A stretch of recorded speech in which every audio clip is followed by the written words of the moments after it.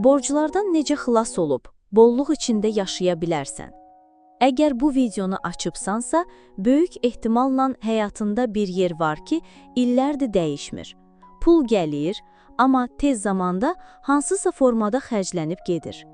Çalışırsan, əziyyət çəkirsən, amma qazanc artmır və kənara heç pul qoya bilmirsən.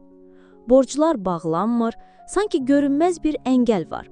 Və ya sadəcə yaşayırsan, nə pul artmır, nə də borc azalmır. Sadəcə növbəti bir ayda keçdi, deyirsən. Bu hissləri yaxşı tanıyıram. Təşviş, yorğunluq, bəzən ümidsizlik.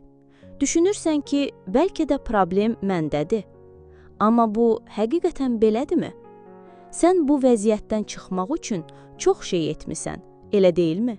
Kurslar keçmisən, cədvəllər tərtib etmisən, dua, niyyət, pozitiv düşüncə, amma nəticə yoxdur. Bəlkə də problem heç də sənin əməllərində deyil. Bəlkə də məsələ görünməyən qanunların pozulmasındadır.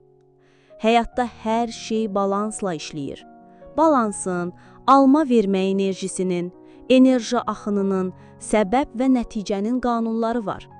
Əgər sən bu qanunları bilmədən pozursansa, həyat sənə əksik, çətin, çatışmayan hallarla cavab verir. Bir qadın tanıyıram, hər kəsə enerjisini, vaxtını, pulunu verirdi. Amma heç vaxt özü üçün almırdı. Nəticə, tükənmişlik, maddi və emosional olaraq. Başqa biri çox çalışırdı, amma içində bir inanc var idi. Pul insanı pozur. Nəticə, pul gəlirdi, sonra yox olurdu. Bu nümunələr bir şey göstərir. Pulun özü problem deyil, problem onunla olan münasibətdir. İndi sənə riyan, işlək və konkret 5 addım təqdim edəcəyəm. Bunları həyatına daxil etsən, dəyişiklik mütləq başlayacaq. 1. Pul və enerji dəftəri başla. Sadə bir dəftər götür və hər gün qeyd et. Bugün pulum hara getdi? Enerjimi kimə və ya nəyə verdim?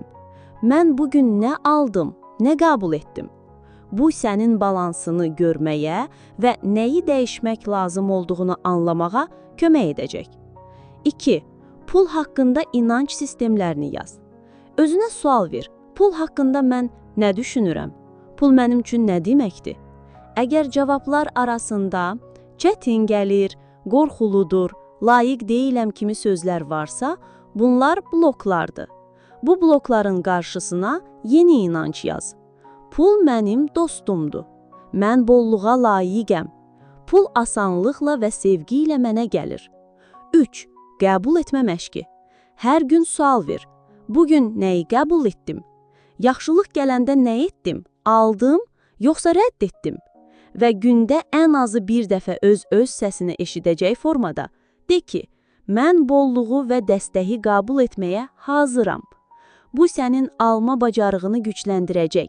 Çünki yalnız verərək deyil, alaraq da balans yaranır. 4. Borc ödənişinə minnətdarlıqla yanaş. Borclarını bir kağıza yaz, onların qarşısına yaz. Mən bu borcu bağlayıram və həyatımda yeni bir dövr başlayır.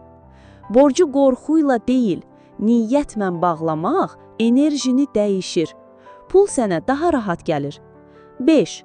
Gündəlik 5 dəqiqəlik vizualizasiya. Otur, sakitləş, gözlərini bağla. Özünü borcsuz, rahat, bolluq içində hiss et. O hissi duy, o rahatlığı bədənində hiss et. Beyin bunu real qəbul etdikdə, həyat da bu enerjiyə uyğun dəyişir. Dostum, pul təkcə rəqəm deyil. Pul bizim həyatla olan münasibətimizin aynasıdır. Əgər içində sevgi, dəyər və balans varsa, pul da gələcək. Əgər içində qorxu, çatışmazlıq və özünü inkar varsa, pul gəlsə də durmayacaq. Bu 5 addımı həyatına daxil et. Davamlılıqla, sevgi ilə. Sən dəyişdikcə həyat da cavab verəcək. Unutma, sən layiqsən. Həm bolluğa, həm rahatlığa, həm azadlığa. Videonu bəyəndinsə, paylaş və yorumda mənə yaz. Sən bugün nədən başlamaq istəyirsən? Səni dəstəkləyirəm.